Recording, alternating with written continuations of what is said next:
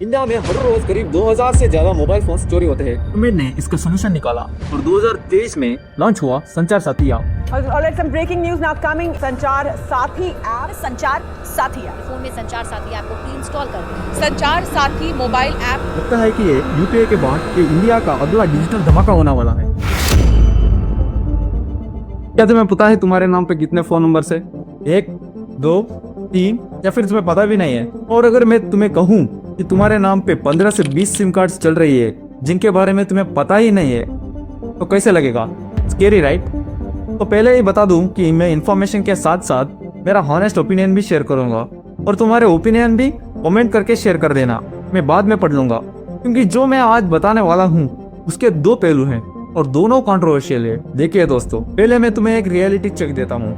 India में हर रोज करीब 2000 से ज्यादा मोबाइल फोन्स चोरी होते हैं और साइबर फ्रॉड्स उसकी तो बात ही मत करो। 2023 में सिर्फ मोबाइल बेस्ड साइबर फ्रॉड से लगभग 5000 करोड़ का नुकसान हुआ है। ज्यादातर फ्रॉड्स फेक सिम कार्ड्स के थ्रू होते हैं, मतलब कोई तुम्हारा नाम पे सिम निकाल लेगा और तुम्हें पता ही नहीं होगा। गवर्नमेंट ने इसका सोल्यूशन निकाला और 2023 में लॉन्च हुआ संचार साथी ऐप। डिपार्टमेंट ऑफ टेलीकम्युनिकेशंस ने बनाया अंडर मिनिस्ट्री ऑफ कम्युनिकेशन। सबसे पहले संचार साथी एक गवर्नमेंट ऐप है जो तुम्हें मेजर काम करना देता है। No mobile connections in your name, मतलब तुम अपने नाम पे कितने सिम कार्ड से रजिस्टर्ड हैं ये चेक कर सकते हो। Sound simple right?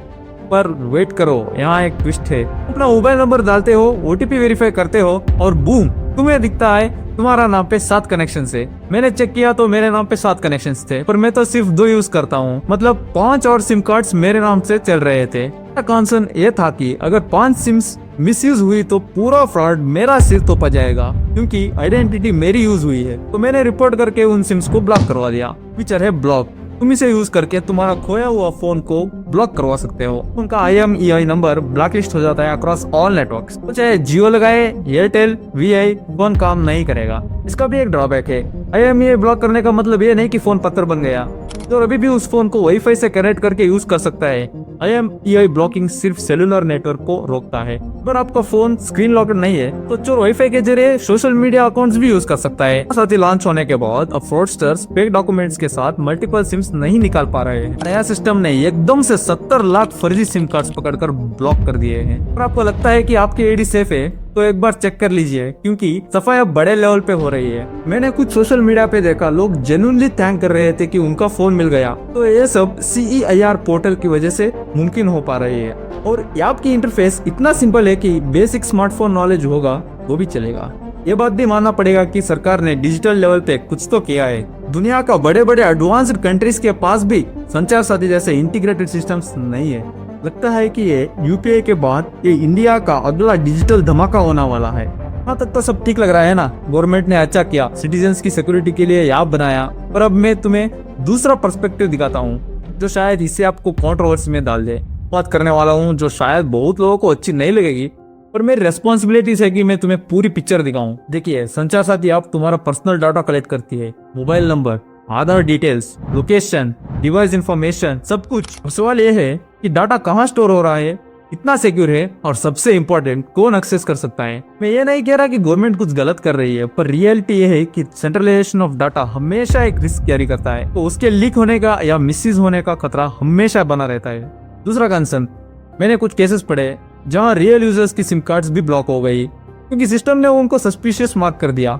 इमेजिन करो, तुम्हारा नंबर सडनली बंद हो गया, बैंकिंग नहीं हो रहा, OTPs नहीं आ रहे और कस्टमर केयर, भाई वो तो एक अलग नाइटमेयर है। सिम अनब्लॉक करवाना कोई टेक्निकल काम नहीं बल्कि एक साधना बन गई है जिसमें हफ्तों का इंतजार करना पड़ता है। दूसरा पॉइंट, भारत में आज भी करोड़ों लोगों के हाथ में अभी भी बटन वाला फोन है, तो उनका क्या? उनके नाम पे अगर फ्रॉड हो रहा है तो वो कैसे चेक करेंगे?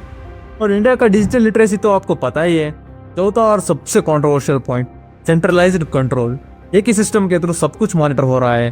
तुम्हारे पास कितना डिवाइस है, कौन से नेटवर्क यूज करते हो, कहाँ हो, सब डेटा एक जगह। और ये भी ध्यान में रखो कि पावर कभी भी मिसयूज हो सकता है। संचार साथी आने के बाद बहुत लोगों का फायदा हुआ है, जैसे कि टेलीकॉम ऑपरेटर्स, क्योंकि फेक कनेक्शंस कम होंगे और उनके नेटवर्क क्वालिटी भी इंप्रूव होगा। और एक गवर्नमेंट का भी फायदा है क्योंकि उनको सबका डेटा मिलता है। ये अच्छा है या बुरा वो पर्सपेक्टिव पे डिपेंड करता है। और जो लोग प्राइवेसी को वैल्यू करते हैं वो तो इस ऐप से दूर भागेंगे, लेकिन मुझे लगता है कि संचार साथी एक नेसेसरी स्टेप है आज की डिजिटल एज में। पर इस ऐप में बहुत सारे इंप्रूवमेंट्स होना बाकी है। अगर किसी का सिम गलती से ब्लॉक हो गई तो थोड़ी देर में रिजोल्व भी होना चाहिए।